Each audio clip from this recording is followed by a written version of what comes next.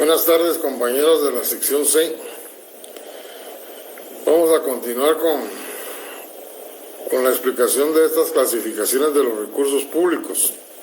El día anterior vimos una clasificación clásica de Giuliani von Rusch. Hoy vamos a analizar la de Héctor Villegas y de Mauricio Duverger.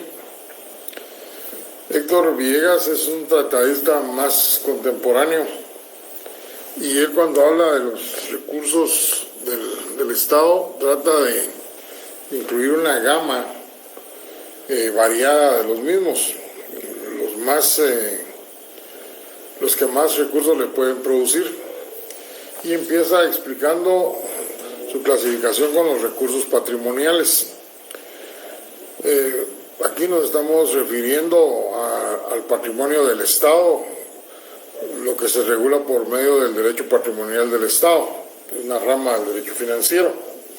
Él clasifica los recursos patrimoniales en bienes de dominio público y bienes de dominio privado. Los bienes de dominio público, dice él que estos son aquellos bienes que no pueden quedar en manos de particulares, sino que son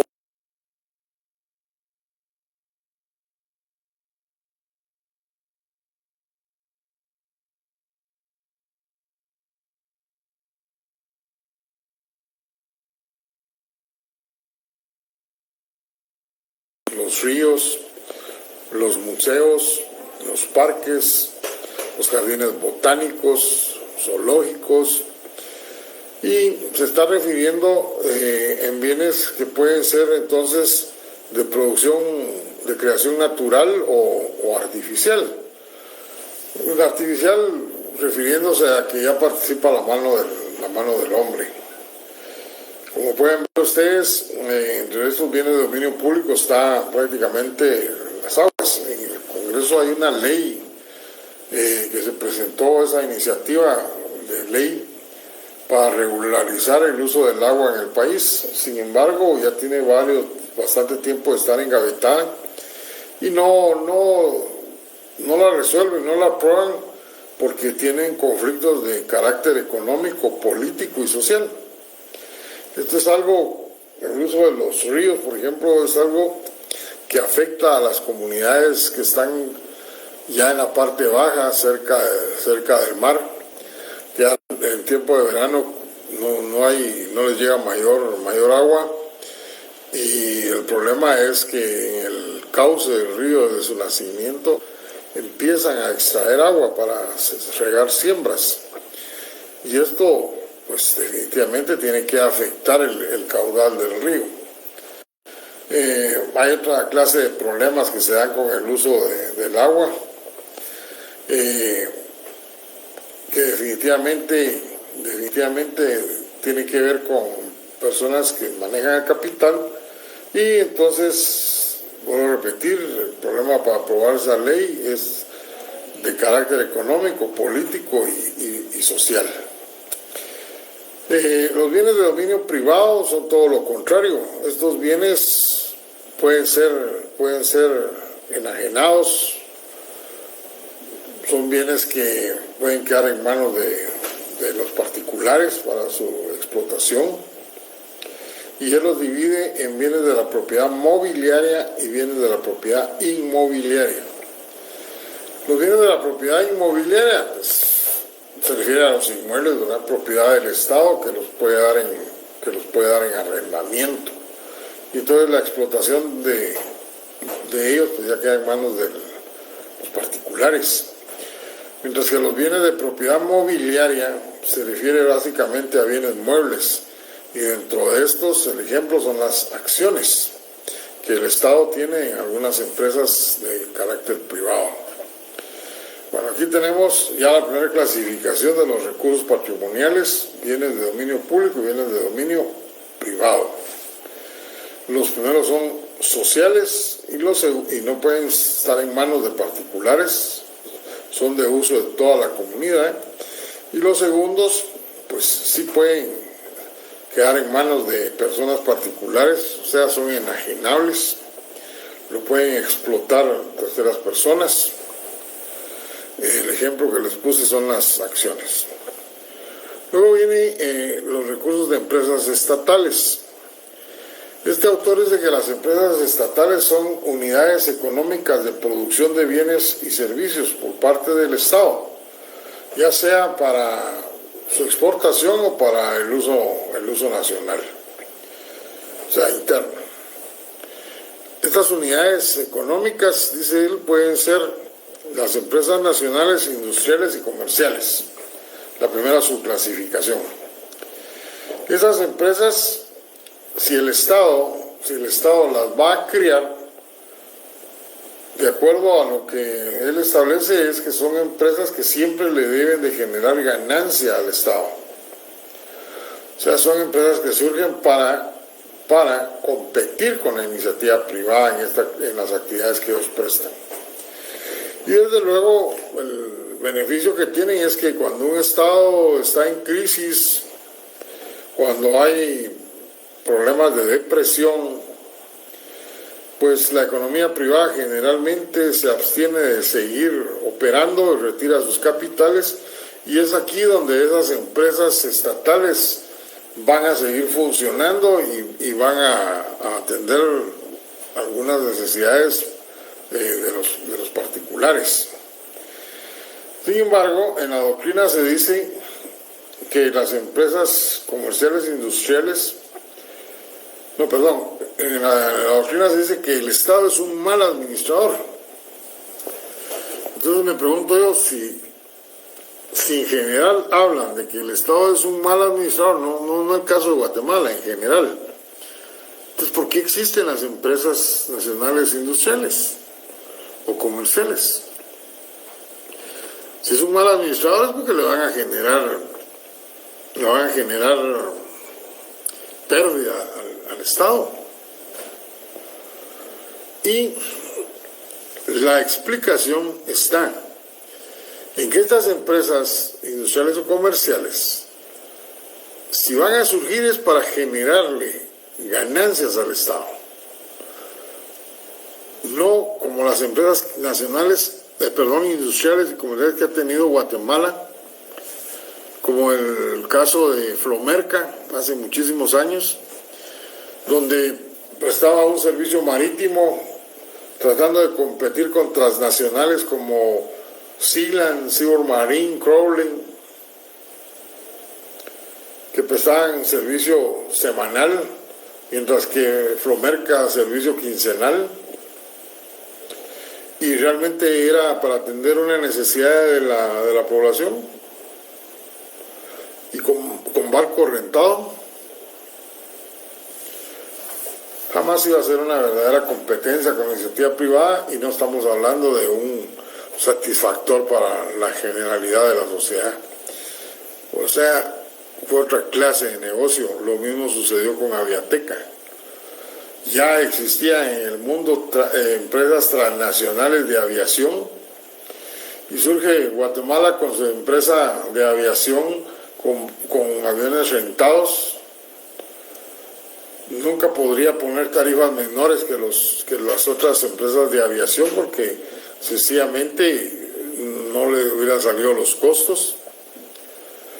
Y tarde o temprano estas empresas estaban destinadas a desaparecer. ¿Por qué? Porque no le estaban generando ganancias al Estado, en todo caso le estaban generando pérdidas. Muy diferente es hablar de la otra subclasificación de este autor, que son las empresas de servicios públicos. Y aquí es donde se justifica que hayan empresas estatales, pero se recomienda que sean empresas estatales de servicio público, o sea, empresas que nacen para satisfacer necesidades sociales directamente, y que entonces no hay problema de que estas no produzcan ganancias. y no van a producir ganancias porque el Estado las está creando directamente para atender una necesidad de la colectividad. Por ejemplo, en el sistema bancario tenemos una gama de bancos, unos nacionales, otros que son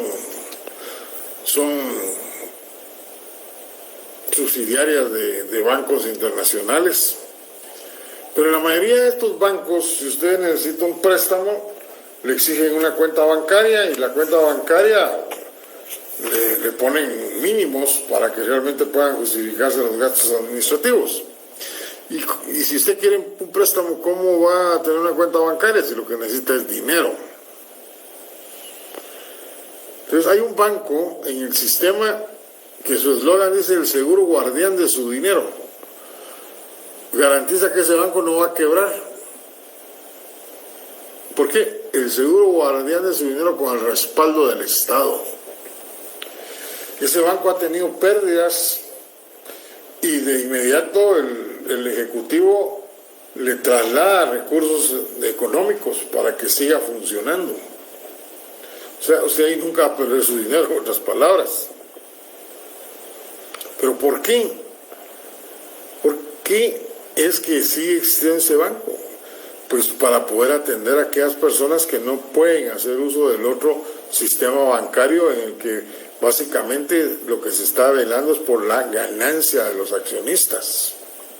Y este banco es el Crédito Hipotecario Nacional. Y por eso no desaparece.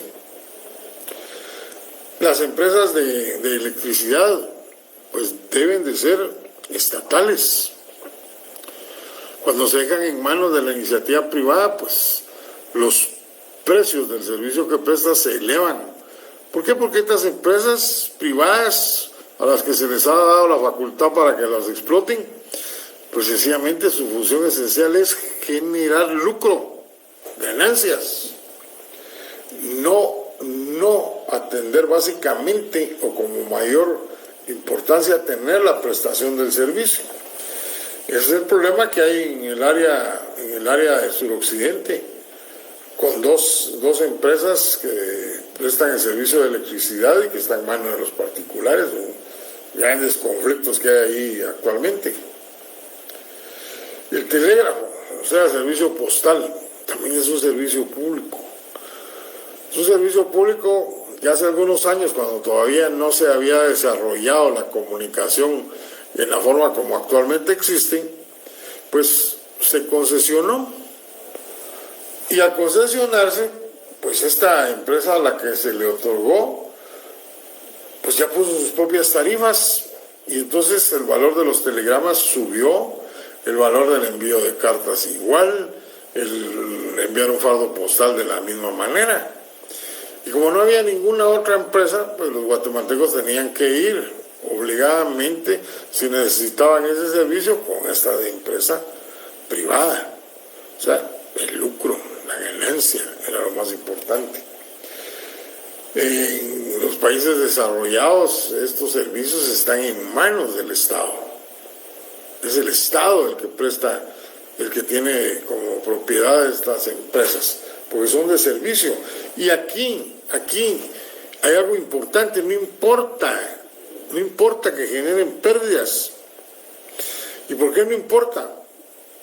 Pues puesto que el Estado las ha creado para atender necesidades de la colectividad, servicios públicos, busca el bien común. Y si no genera ganancias, pues el Estado tendrá que hacerle la famosa inyección económica para que puedan seguir funcionando. Esa es la diferencia entre la existencia de empresas de servicio público y empresas nacionales, industriales y comerciales. Una no puede generar, no importa que no genere ganancia, el Estado la apoya económicamente. La otra no puede dejar de generar ganancia, porque si ha nacido es para competir con la iniciativa privada.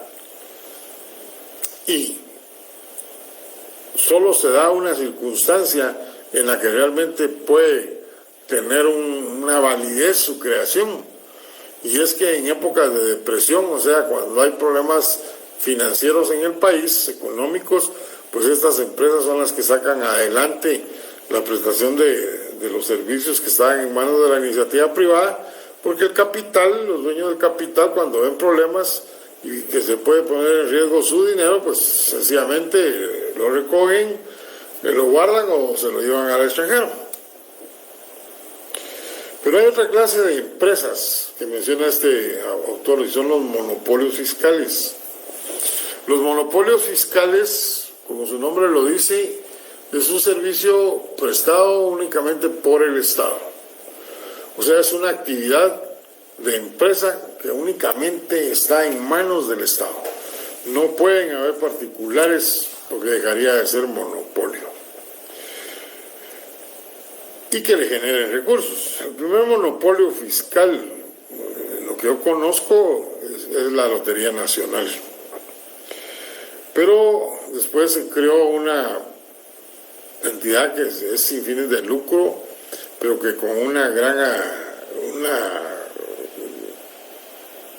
atención de carácter social, como es la Lotería de Por Ciegos y Sordomudos, Santa Lucía. Y al rato el Estado empezó a autorizar otras loterías y dejó de ser un monopolio. Hay otro, en la actualidad Guatemala tiene un monopolio, pero antes de hablar de este monopolio, hay otro ejemplo histórico aquí en nuestro medio, y es en el tiempo del conflicto armado, la explotación de la pólvora, la comercialización de la pólvora, estaba única y exclusivamente bajo la responsabilidad del Ministerio de la Defensa. Y se entiende las razones, ¿verdad? Querían saber quién era el que tenía pólvora en su poder, para saber cómo la estaba usando.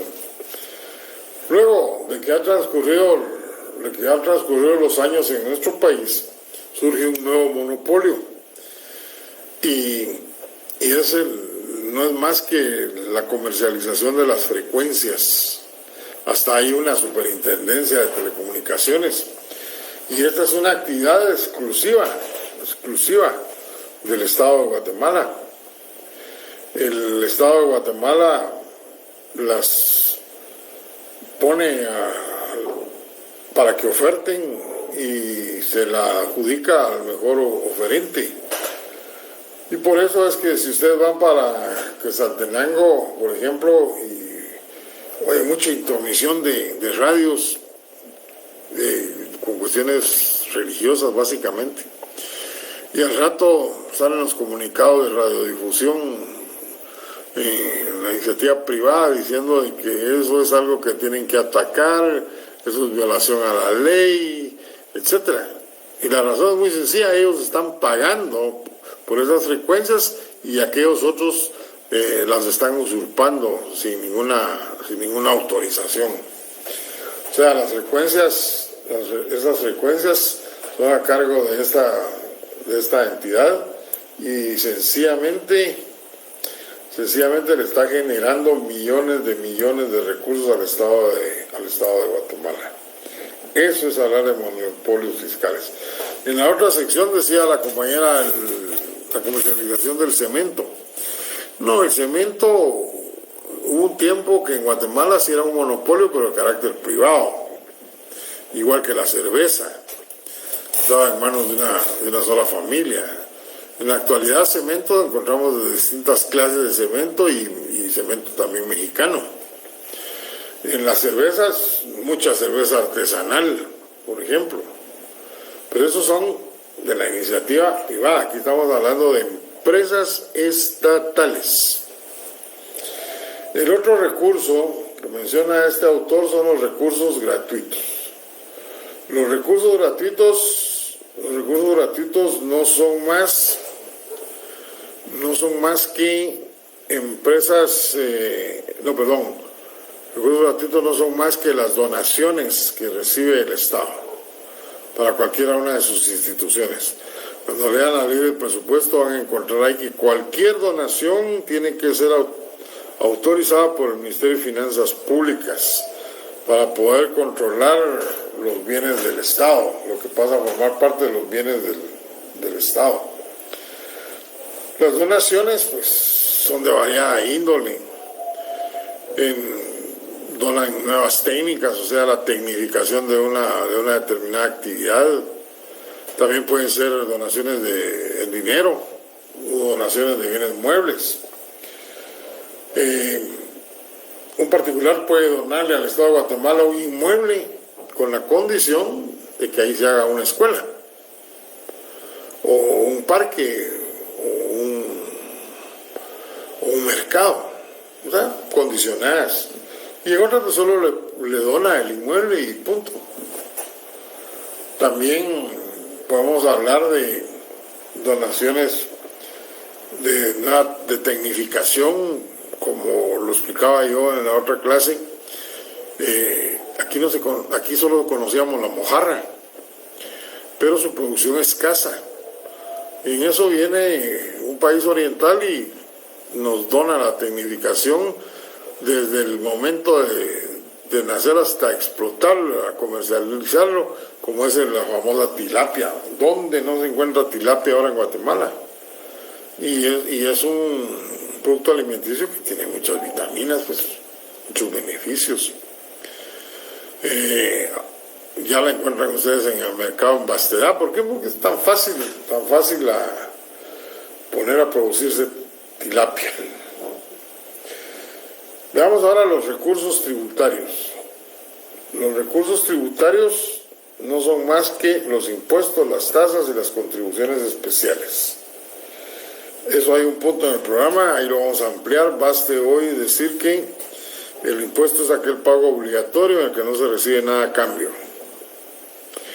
La tasa es un pago voluntario en el cual se recibe una contraprestación. Y la contribución especial es mezcla de las dos anteriores, es un pago obligatorio, pero hay contraprestaciones. Vamos a desarrollar todo este tema de los recursos tributarios en el punto de la teoría general de la tributación. Veamos ahora los recursos provenientes de sanciones patrimoniales. Sanciones patrimoniales. Aquí no es más que hablar de las multas. Las multas por violación de disposiciones de cualquier naturaleza. Y en el caso de los impuestos, las multas son severas y le han producido muchos millones al Estado. ¿Por qué? Porque desde que se creó el Código Tributario, se estableció en ese código que si usted deja de pagar un impuesto, pues es su voluntad dejarlo de pagar. Pero posteriormente, usted voluntariamente también se acerca a pagarlo. Y el Estado se lo va a recibir, la SAT o la municipalidad, el YUSI. Pero le van a imponer una sanción pecuniaria. Y se refiere a la multa. La multa es del 100% del impuesto omitido. Si usted dejó de pagar 5,000, pues la multa va a ser 5,000. Pagará 10,000 más los intereses desde el día en que debió haber pagado, que se calcularán de acuerdo a la tasa publicada por el Banco de Guatemala sobre el monto del impuesto omitido. Imagínense ustedes a esas personas jurídicas que les hacen ajustes, la SAT les hace ajustes por 40, 50, 70 millones. Pues definitivamente pagar una multa ya de ese monto ya es algo beneficioso para el Estado y se los puedo garantizar que han existido multas millonarias. Bueno, veamos ahora el recurso monetario. Antes de ver el recurso monetario, les cuento que todos los anteriores recursos que mencioné, Héctor Villegas dice que estos son recursos de naturaleza ordinaria. O sea, siempre van a estar en el presupuesto de la nación. Mientras que hay recursos de carácter extraordinario. Y esos son los recursos monetarios y los recursos de crédito público. Para él estos dos son recursos de carácter extraordinario. y solo deben de utilizarlos un Estado cuando hay demasiada necesidad de hacer uso de ellos, necesarios en un momento de crisis en que el Estado no puede resolver en forma normal esa crisis económica. El recurso monetario no es más que la potestad monetaria que tiene el Estado de crear el papel moneda. Y acuérdense ustedes que es una rama del derecho financiero, el derecho monetario.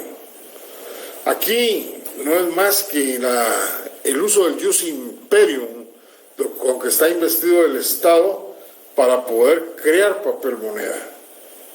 O sea, es una facultad exclusiva del Estado. El Estado no la delega, es única atribución de él. Desde luego, no se hace el billete en los sótanos del edificio, ni en el taller de grabados. Ustedes saben que se manda a hacer en el extranjero. Pero el Estado en sus bodegas pues tiene allí guardados la cantidad de billetes nuevos que ustedes no se imaginan. Y entonces dice, el recurso monetario se puede dar en dos formas. A, el emisionismo como regulador económico. ¿Cuándo sucede eso? Bueno, el Estado es el facultado para crear el papel moneda y es el facultado para ponerlo en circulación. Pero el papel moneda que el Estado va a poner en circulación es de acuerdo o tomando como base la producción de bienes y servicios que tiene el país. Y esa producción de bienes y servicios que tiene el país es un dato que proporciona el Banco de Guatemala, o sea, el Producto Interno Bruto. ¿Con qué? Con información de los bancos del sistema, información de la SAT, información del Ministerio de Finanzas. Entonces el Banco de Guatemala puede establecer cuánto es el monto de dinero que debe estar circulando. Si el Banco de Guatemala no controla esos montos de dinero en circulación conforme a lo que se produce en Guatemala, pues lo que se genera es inflación. Y por eso es que Guatemala constantemente está el índice de inflación arriba, abajo, y no es estable, porque ahora hay dos factores que están incidiendo en esa situación. Hay mucho papel moneda proveniente del narcotráfico a través del lavado de dinero y muchos millones de quetzales que están ingresando por las famosas remesas. Son dineros, uno ilegal, el otro es legal, pero que no es producción que se esté dando en el país. No es que nosotros los guatemaltecos lo estemos generando por nuestras actividades. Sencillamente son muchos guatemaltecos que en otros lados están trabajando y les pagan su salario y parte o todo, no sé, lo remiten a nuestro país. Y entra como circulante. Entra como circulante y entonces el Banco de Guatemala, ahora que ya tiene más control, pues está tratando de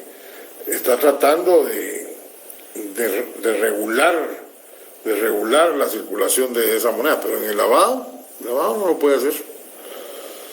El otro emisionismo, con que este autor clasifica los recursos monetarios como un medio de obtener ingreso. Esto es todo lo contrario. El país no tiene dinero para cumplir con sus obligaciones. Y cuando no cumple con sus obligaciones, pues va a tener problemas. Le van a cerrar ventanillas si no paga los créditos. Al decir cerrar ventanillas, lo que queremos decir es que los créditos que están en trámite, pues ya no los van a autorizar. ¿Por qué? Porque está incumpliendo con las obligaciones que ya tiene de pago de la deuda pública, por ejemplo. En esos casos en que no hay dinero, viene el Estado y entonces pone a circular más papel moneda que el que responsablemente debía de tener en circulación. Es un papel moneda sin respaldo, ¿Por qué? Porque no hay producción de bienes y servicios. Un ejemplo que se dio bien claro fue cuando empezaron los famosos gobiernos democráticos, con el primer gobierno de Vinicio Cerezo, que fue a encontrar las arcas del Estado a cero. Sin embargo, los compromisos estaban ahí, de la deuda pública, el pago de salarios. Y entonces, ¿qué hizo Vinicio Cerezo, el expresidente? Pues sencillamente, de las bodegas del Banco Guatemala, autorizó que se pusiera a circular más papel moneda, o sea, pagó salarios, sus compromisos con papel moneda que no tenía respaldo. Y eso pues sencillamente produce inflación.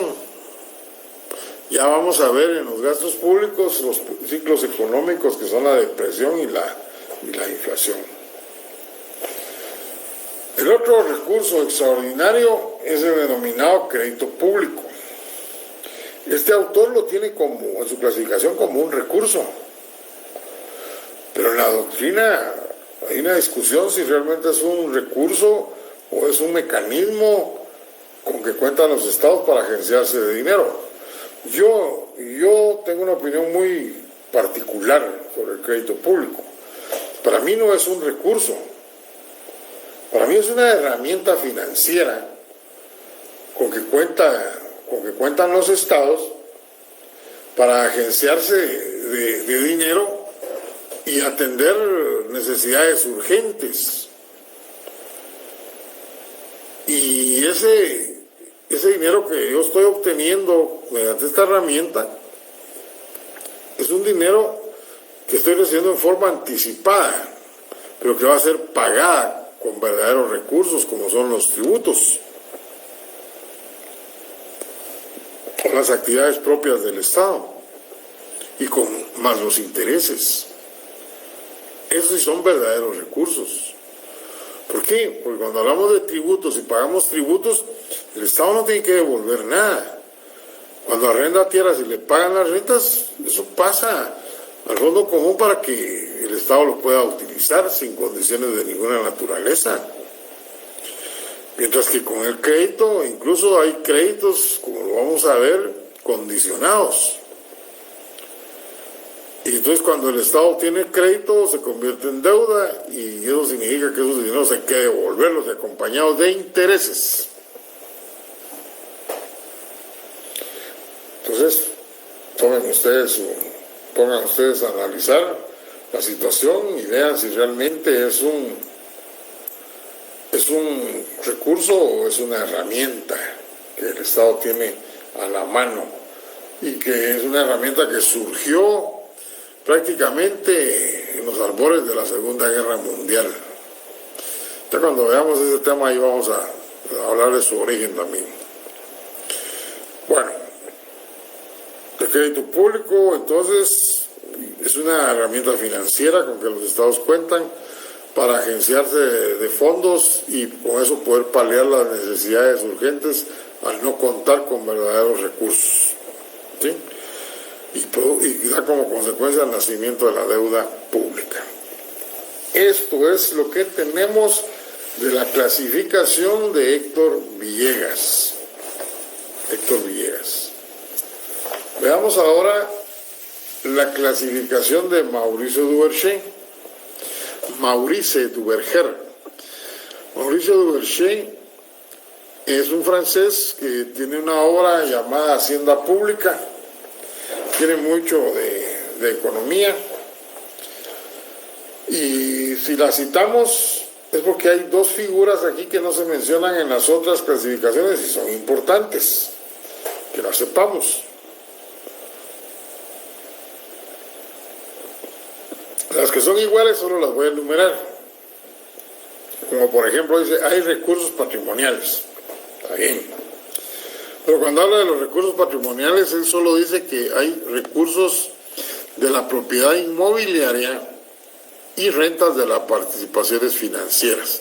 A eso se circunscriben los recursos patrimoniales. Allá en la otra clasificación hablábamos de derecho público, derecho privado, que se divide en propiedad mobiliaria e inmobiliaria. Aquí no, aquí solo habla de propiedad inmobiliaria y rentas de participaciones financieras. ¿Cuáles son las rentas de las participaciones financieras? Pues es lo mismo que citó este otro autor, Héctor Villegas, en los bienes de propiedad mobiliaria, son las acciones. O sea, las participaciones financieras que tiene el Estado en la economía privada, o sea, las acciones, mediante las cuales le pagan dividendos al Estado y que son recursos que éste puede utilizar libremente. Y ya expliqué cómo han funcionado las acciones aquí en nuestro medio. Luego señala los recursos de empresas industriales y comerciales. La diferencia es que él no dice recursos de empresas nacionales, industriales y comerciales, solo dice empresas industriales y comerciales. ¿Cuáles son ellas? Las de servicio público. Ya explicamos cuáles son las de servicio público. Monopolios fiscales. Ya explicamos a qué se refieren los monopolios fiscales. Pero aquí hay una empresa estatal que no se ha mencionado y son las empresas nacionales, según este autor. ¿Y cuáles son las empresas nacionales? Pues son todas aquellas empresas que han nacido como propiedad privada, o sea, son de los particulares, no son del Estado. Y por distintas circunstancias, el Estado decide nacionalizarlas, o sea, se apropia de ellas. Esas son las empresas nacionales. Un ejemplo, lo que sucedió en 1945, después de cuando ya estaba terminando la Guerra Mundial, la Segunda Guerra Mundial, en Francia. Francia viene y nacionaliza la fábrica de vehículos Renault. Y al nacionalizarlo, lo hizo en castigo a que los propietarios colaboraron con el Estado alemán en esa Segunda Guerra Mundial. Entonces, por haber colaborado de distintas formas con ellos, al terminarlo le dice, bueno, ustedes estuvieron en contra del Estado francés, así que a nacionalizar todos los bienes. Es una empresa importante. Y como ya tenía la experiencia de hacerlo el Estado francés, porque en 1936 también nacionalizó empresas de construcción y de aeronáutica, pues en ese momento, en 1945, lo hizo con mayor razón. Eso, empresas nacionales, es una de las cosas puntuales que tiene esta clasificación. Luego dice, también hay recursos derivados de impuestos, tasas administrativas, pero no menciona las contribuciones especiales. Y al no mencionar las contribuciones especiales, sí menciona en cambio la parafiscalidad.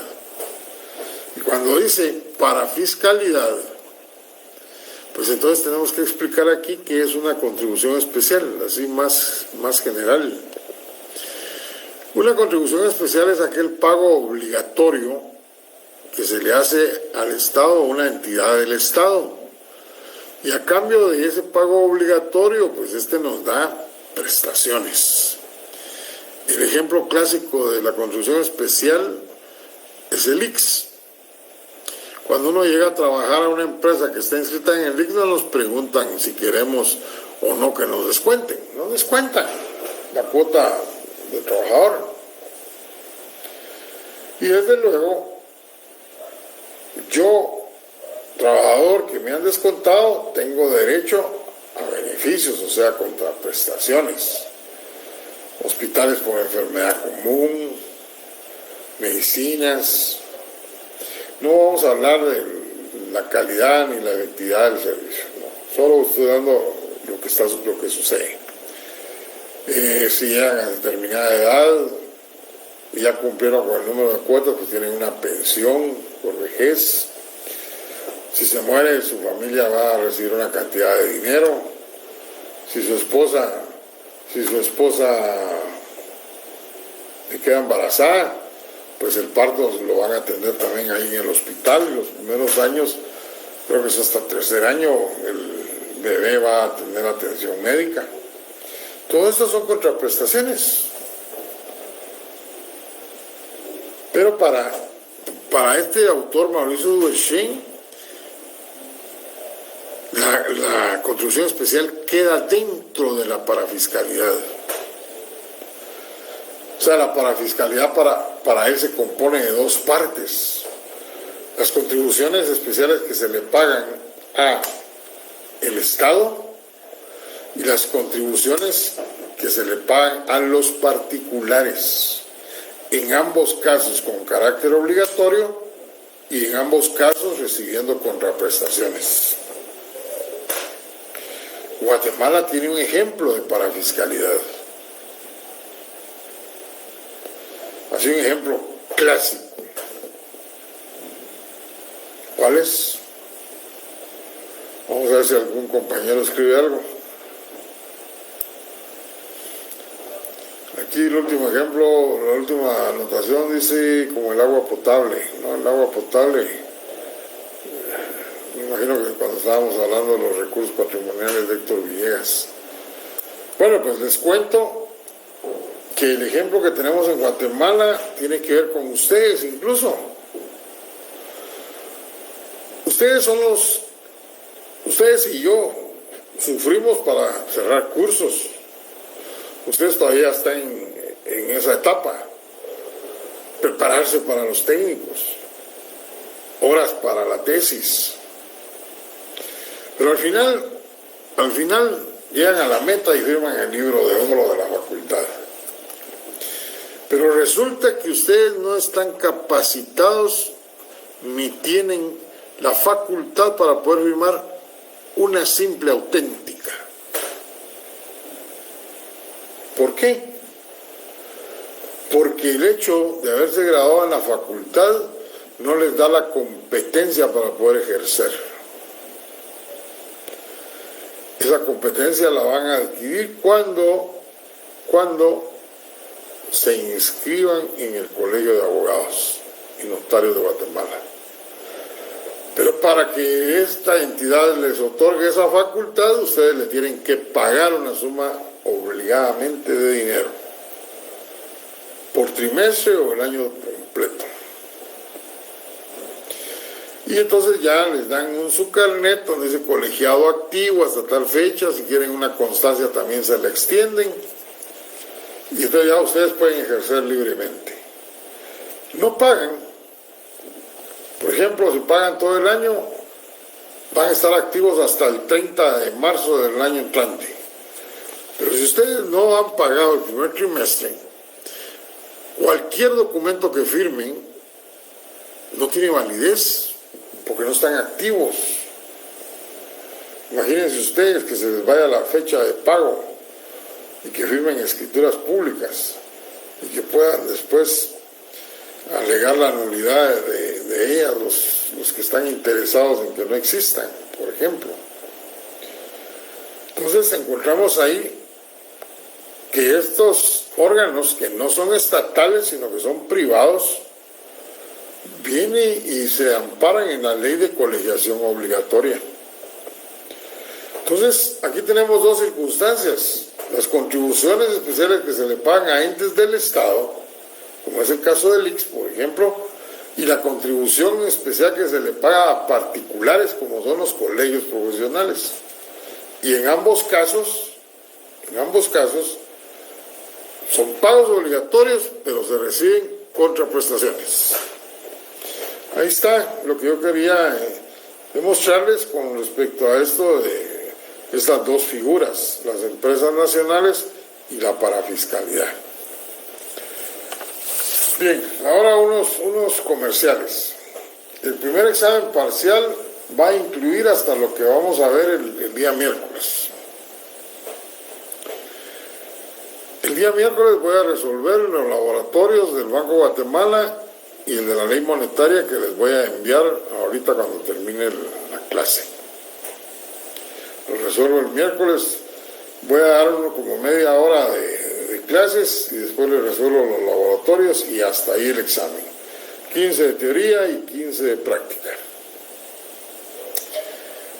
y nuestro examen es el miércoles, empiezan los exámenes el lunes. ¿Okay? El material. Bueno, yo les ofrecí material y ese material se los vamos a trasladar a ustedes hoy también. Yo ahorita que termine mi clase me voy a poner a enviarles 4 o 5 materiales y primero el laboratorio. Por favor, el laboratorio de la ley monetaria son solo 5 casos. Resuélvanos. Así conocen la ley.